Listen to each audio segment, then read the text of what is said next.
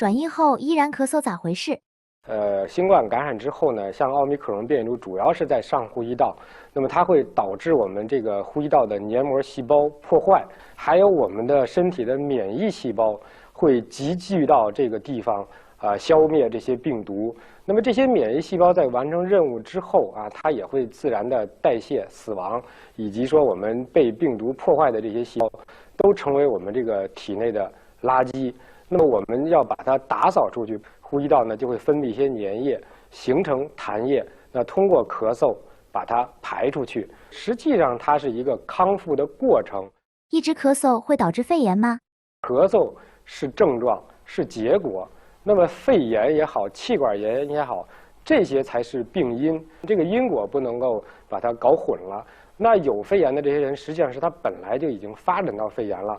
大部分呢，我们这些年轻人、青壮年、免疫功能正常的人，即使有肺炎，其实也是可以自愈的，但是他有可能咳嗽的时间会长一些。感染新冠导致肺炎的状况多不多？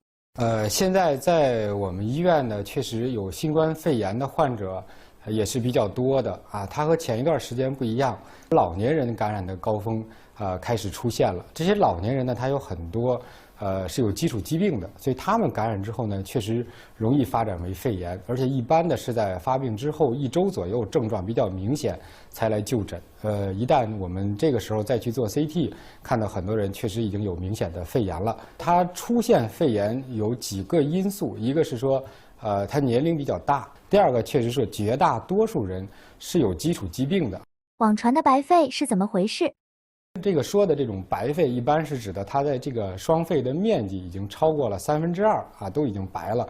那也有很多人呢，他症状比较轻肺炎也比较轻，只是有一小块的这种局灶的是发白了这个说明这儿有炎症。可能大部分人这个医生在门诊诊断之后开点药，也就回家等待他自己康复了。其实我们很多的一些这个老年人，就是说他有肺炎，但是仍然是可以自限的。比如说60岁到80岁这段时间，基础病比较稳定，那其实他有肺炎的话，如果他没有缺氧、没有呼吸困难、气促，那我们诊断就是普通型。